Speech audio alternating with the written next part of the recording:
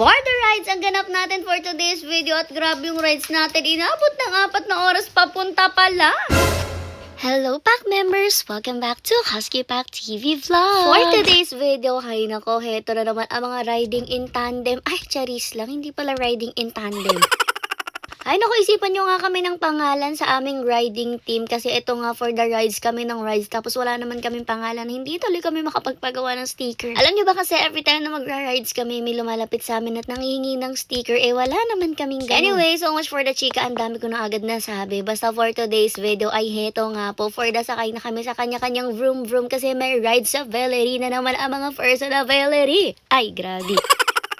Medyo mahaba-haba nga ang aming tatakbuhin for today. Kaya naman syempre kailangan hindi lang kami ang nakakondisyon. Syempre pati na rin ang aming mga sasakyaners. Kaya naman unang-unang pinuntahan namin pagkaalis namin sa bahay ay dito agad sa gasoline station para busugin muna ang mga motor Valeries. Syempre kailangan i-make sure na full tank yan para ready dahil ang pupuntahan namin for today ay Quezon. O diba mula Taal Batangas hanggang Quezon. Di ba kayo nasisiraan ng ulo dyan?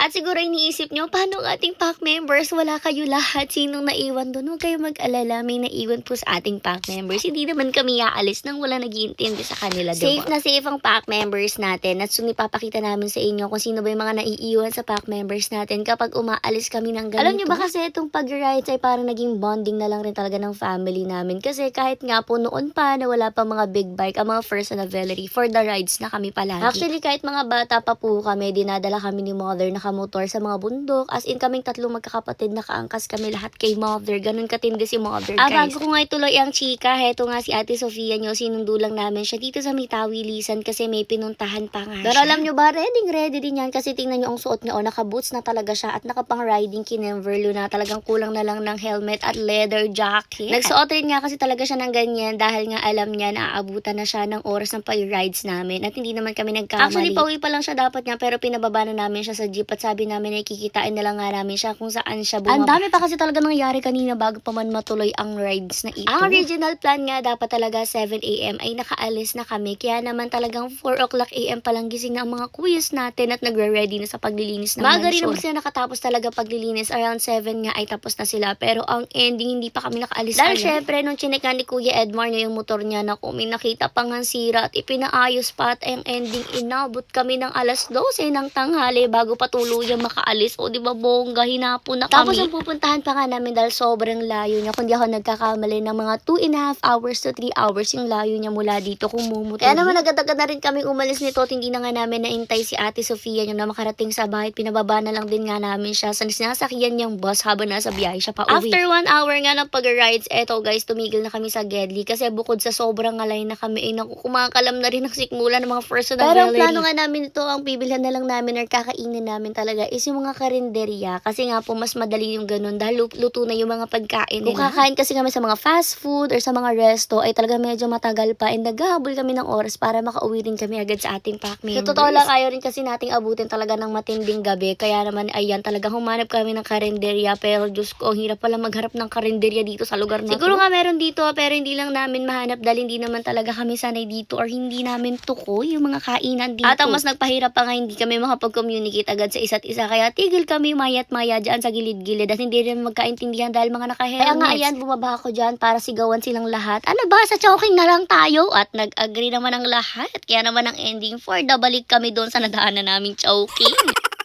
O diba, ang plano talaga ng karinderya hindi rin naman talaga natuloy kasi wala nga kaming mahanap. Kaya naman ang ending ayan, fast food pa rin, choking, sige. At masagaya nga sabi ko sa inyo, mahirap dahil hindi kami makapag-communicate kasi although may mga intercoms naman kami, yung mga intercom na gamit namin ay pang dalawahang tao Ibig sabihin per motorcycle, sila lang yung nagkakarinigan pero kaming lahat hindi kami magkakarinigan talaga dahil kumbaga by pair lang yung intercoms. Kaya kapag may sasabihin kami sa isa't isa na tumitigil pa talaga kami sa Gedli kaya naman ang ending mas nagtatagal pa talaga yung biyahe namin imbes na mapabilis. Anyways, ito na nga, nasa Chowking na Valerie na kami dito, nagsibabaan na at syempre diretso lafang na nga agad. Buti lang rin nga at hindi matao dito sa Chowking na to kaya naman yung food namin hindi na rin naman gaanong katagal talaga yung waiting time. At syempre na-enjoy rin talaga namin dahil kaming family talagang minsan bet na bet rin ang ganitong Chowking. Syempre konting chikahan rin ito habang kumakain sa mga naganap sa rides dahil nga syempre hindi kami makapagchikahan doon. At ayan na nga kanya-kanya na kaming lafang dito, galit-galit muna syempre kapag mga gutom talagang puro puno ang bunganga, hindi na makapagmaritesan. Lahat rin nga pala kami by pairs ay may kanya-kanyang vlogs guys. Kaya puntahan nyo na lang yung mga pages namin kung gusto nyo mapanood ang vlogs ng mga first na novelas. Anyways, nagpakabusog din nga kami dyan kasi kita nyo naman talaga bukod nga sa may meal na kami may dessert pa which is ang halo-halo o di ba ang tatakaw. After nga namin kumain, parang 1.5 to 2 hours pa ulit ang aming ibabiyahe. O, diba? Grabing ngalay naman ito. Parang hindi na kami makarating talaga sa pupuntahan, At diba? Dito pa nga talaga nangyayari ang mga pabongga-bonggang pangyayari. Kasi naman talagang alam nyo ba, inabot kami ng ulan, na traffic kami. Ay, naku, grabe talaga ang mga ganap today. But still thankful tayo na naging safe nga tayo sa rides natin for today. At syempre, nakarating rin naman tayo sa ating pupuntahan. Makikita nyo yan mamaya. Chikahan ko na lang rin nga muna kayo habang driving pa at wala pa tayo sa pupuntahan natin. Dahil nabanggit ko nga sa inyo kanina na noon iniaangkas kami ni mother sa motor nung maliliit pa kami. And yes, kaming tatlo magkakapatid, si Kuya Edmar, si Kuya Jomar, at ako ay talaga nakaangkas sa kanya. And yes, si mother po, dalaga pa lang nagmumotor. Kundi nga ako nagkakamali, ako ay 25 years old na po at talagang maliit pa lang ako. Siguro mga 5 years old nagmumotor na si mother. Ibig sabihin, 20 years na siyang nagmumotor. At si mother, isa po siya sa mga lady riders noon. Kasi alam niyo naman noon, mga bago pa ang motor, tas mga lalaki pala yung nakapag-drive. Pero si mother, isa siya sa mga unang babaeng nagmumotor. At alam nyo ba, napakabongga ni mother. Mag-insert ako dito ng mga pictures. Ganyan ka-sexy si mother magmotor. As in, palagi siya naka-boots. Pero hindi naman siya naka-shorts and naka-tube. Kapag nag-rides talaga, guys, naka-jacket and naka-pants. Basta sobrang daming ng mamangha kay mother. At naaalala ko nga nung bata pa ako, lahat ay may gusto kay mother. Diyos ko, talagang crush ng bayan. Dahil kayo rin nga nakakapansin na si mother, para pa rin talaga siyang dalaga hanggang ngayon. Kasi ganyan talaga yan. Hindi naman tumatanda. Tapos napaka-sexy pa nga niyan. Tapos imagine nyo, ang sexy, ang ganda, nagmumotor. Ay naku, talagang kahit mga pulis, ay, tulo ang laway. Ay, tapos na magpapagas kami, grabe ang mga gasoline boy. Halos tumulo na nga po at umawas yung mga gasolina na nilalagay nila kakatitig kay mother.